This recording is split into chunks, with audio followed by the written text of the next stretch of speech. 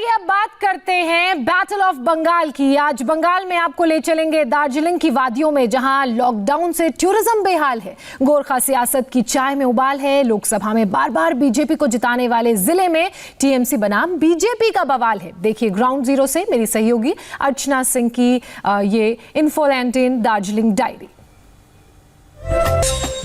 हिमालय की तलहटी में बसा पश्चिम बंगाल के उत्तर में स्थित ये खूबसूरत दार्जिलिंग है और यहाँ की खूबसूरती और यहाँ के मौसम की वजह से अंग्रेजों ने इसे अपनी ग्रीष्मकालीन राजधानी बनाई थी।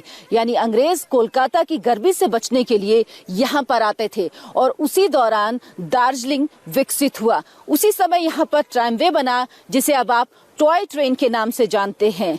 यहाँ का ज्यादातर रेवेन्यू 90% रेवेन्यू जो है वो टूरिज्म और टी यानी 2 टी से आता है, चाय और टूरिज्म से। लेकिन यहाँ के लोगों को शिकायत रहती है कि जो भी कमाई होती है उनकी, वो दार्जिलिंग के लिए, उसके विकास के लिए इस्तेमाल नहीं की जाती और इसकी शिकायत यहाँ के लोगों को लंबे समय से है। साथ ही यही वो जगह है जहाँ से गोरखा मूवमेंट की शुरुआत हुई। इस मूवमेंट की शुरुआत तो 1907 में हुई थी, लेकिन लगातार इसका स्वरूप बदलता गया और अब ये अलग ही एक राजनीतिक दौर में पहुंच चुका है। तो आइए चलते हैं, जानते हैं यहाँ के लोगों का मिजाज क्या है, क्या चाहते हैं दार्जिलिंग के लोग, यहाँ जो टूरिस्ट आते हैं वो क्या सोचते हैं, यहाँ के लोग क्या बदलाव चाहते हैं दार्जिलिंग में और यहाँ की राजनीति में। जैसे दिल्ली के लिए शिमला, वैसे कोलकाता के लिए दार्जिलिंग। टूरिस्ट यहाँ भी आते हैं, मगर शिमला जैसी भीड़ नहीं लगाते। कुछ असर कोरोना लॉकडाउन का भी है, मगर अब जैसे जैसे लॉकडाउन ओपन हो रहा है, हालात बदल रहे हैं। सच कहे तो भारत के पहाड़ों की खूबसूरती अंग्रेजों ने ही तलाशी। हालांकि उनका स्वार्थ था, गर्मियों से बचने के लिए उन्हें ठंडी जगहों की तलाश थी। शिमला से पहले उन्होंने दार्जिलिंग को तलाशा। कोलकाता से दार्जिलिंग तक आने के लिए उन्होंने बाकायदा मीटर गेज की रेल पटरी बिछाई, जो दार्जिलिंग की गलियों से गुजर जाती है और आपको अपने होने का एहसास भी नहीं कराती। इस पटरी पर कई बार ट्रेन लोगों को देखकर या फिर किसी गाड़ी को खड़ा देख रुक जाती है। ये ट्रेन आज दार्जिलिंग आने वाले सैलानियों का सबसे बड़ा आकर्षण है। ये टॉय ट्रेन है। टॉय ट्रेन सुन के आपको लगता होगा कोई बच्चों के खेलने की ट्रेन होगी, लेकिन ये ट्रेन मुसाफिरों को 88 किलोमीटर का सफर कराती है, इस दार्जिलिंग रेलवे स्टेशन से लेकर न्यू जलपाईगुड़ी तक। इस ट्रेन का इतिहास बेहद पुराना है, लगभग 140 साल पुराना। जब अंग्रेज यहाँ पर आते थे और अपने लिए ग्रीष्मकालीन राजधानी उन्होंने बनाया था दार्जिलिंग को, क्योंकि कोलकाता की गर्मी में वो परेशान हो जाते थे, तो शुरुआत में कार्टवे के जरिए वो यहाँ पर आते थे। लेकिन 1881 में सिलीगुड़ी से लेकर कुर्सियांग तक को ट्रैमवे से जोड़ा गया और उसके बाद 1881 में इसे दार्जिलिंग से जोड़ दिया गया। उसके बाद यहाँ पर तमाम और कोलकाता के संपन्न परिवार के लोग आने लगे। आरामगाह था, लोग स्वास्थ्य लाभ के लिए आते थे। 1999 में यूनेस्को ने इसे वर्ल्ड हेरिटेज साइट में शामिल किया, क्योंकि अब इस ट्रेन का इतिहास 140 साल पुराना हो चुका है। 140 साल का इतिहास है और ये 2 फीट के गेज पर चलती है, इसीलिए इस ट्रेन को 2 फीट गेज भी कहते हैं। ये देखिए इसकी पटरियां 2 फीट की गेज है इसकी और ये इसी पर चलती है। इसके अलावा ये यात्रियों को, जो टूरिस्ट यहाँ पर आते हैं, उनको भी सफर कराती है और वो तब ये ट्रेन दार्जिलिंग से चलकर, दार्जिलिंग रेलवे स्टेशन से चलकर घूम तक जाती है। घूम जो कि सबसे ऊंचा रेलवे स्टेशन है भारत का।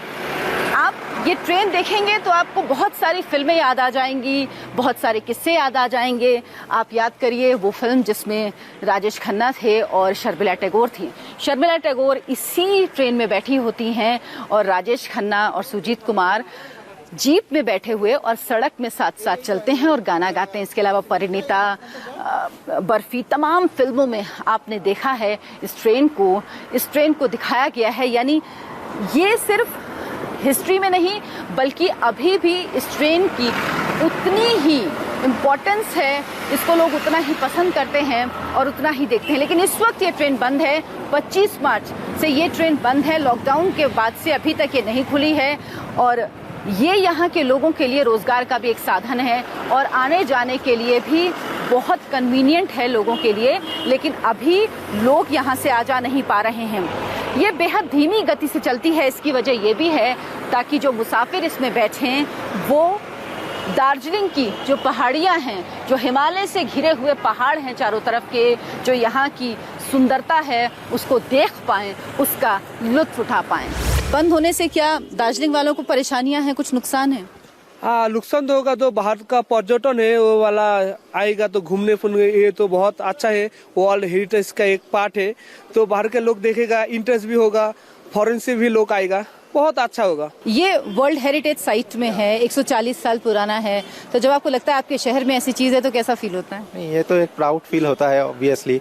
तो बाहर से लोग आते हैं, वर्ल्ड वाइड इसका नाम है, जान पहचान है, तो ये तो प्राउड फील फैक्टर है हमारा बंगाल के लिए और दार्जिलिंग के लिए। लेकिन अभी ये ट्रेन बंद चल रही है, तो इससे क्या कुछ नुकसान भी है? नुकसान से बढ़िया तो वो जो हम लोग जो पैंडेमिक सिचुएशन में गुजर रहे हैं वो ज़्यादा मतलब हम लोगों के लिए परेशानदायक है। लेकिन हाँ, सब कुछ ठीक हो जाएगा, यही एक्सपेक्ट करते हैं। शिमला में अगर अंग्रेज यूरोप से सेब लाया तो दार्जिलिंग में चीन से चाय। गोरखा लोग चाय को चिया बोलते हैं, बंगाल का भद्रलोक टी एस्टेट को चाय बागान बोलता है, गोरखा चियाबाड़ी बोलते हैं। दार्जिलिंग की ब्लैक टी सारी दुनिया में मशहूर है। आम आदमी चाय के नाम पर बुरादा उबालता है, मगर ये हरी पत्तियां विदेश में हजारों रुपए किलो की कीमत पर बिकती हैं। मकई बाड़ी जैसी चाय तो लाखों रुपए किलो की कीमत। इन दिनों चाय बागान से जुड़ा एक और कारोबार जोर पकड़ रहा है। बिजनेस का ये आइडिया आपको मजेदार लगेगा। दार्जिलिंग के रेवेन्यू का 90% हिस्सा टी और टूरिज्म से आता है, लेकिन अब एक नए कॉन्सेप्ट को इजाद किया गया है जिसे कह रहे हैं टी टूरिज्म। जी हाँ, टी और टूरिज्म नहीं बल्कि टी टूरिज्म, जहाँ पर चाय के बागान जो टी स्टेट हैं, जहाँ टी के गार्डन हैं, वहीं पर टूरिज्म को भी विकसित किया जा रहा है। यानी आप एक ऐसी जगह पर रहते हैं जहां पर शानदार कोई ब्रिटिश काल का बंगला है या कोई रिजॉर्ट है, और सुबह जब आपके हाथ में चाय की प्याली होती है तो आप वो चाय की प्याली लेकर इस तरह से टी गार्डन में टहलते हुए वो चाय पीते हैं। यानी वो चाय जो आपके कप में है उसकी पत्तियां आपको सामने नजर आती हैं। ये एक नया कॉन्सेप्ट है और इस कॉन्सेप्ट को दुनिया को दे रहा है दार्जिलिंग, जिसे मक्का ऑफ टी भी कहते हैं। दार्जिलिंग ने ये कॉन्सेप्ट पूरी दुनिया को दिया है। ये कॉन्सेप्ट अभी बहुत पॉपुलर हो रहा है आज के दिन में और बिल्कुल नया अपनी तरह का कॉन्सेप्ट है।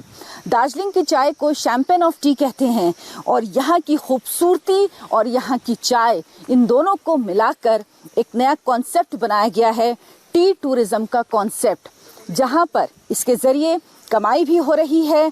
टी स्टेट जो हैं वो इसको विकसित कर रहे हैं, एक नए तरह का कॉन्सेप्ट लाया गया है, लोग इसको पसंद कर रहे हैं। इसमें दार्जिलिंग की बेहद खूबसूरत नज़ारों में आप रहते हैं।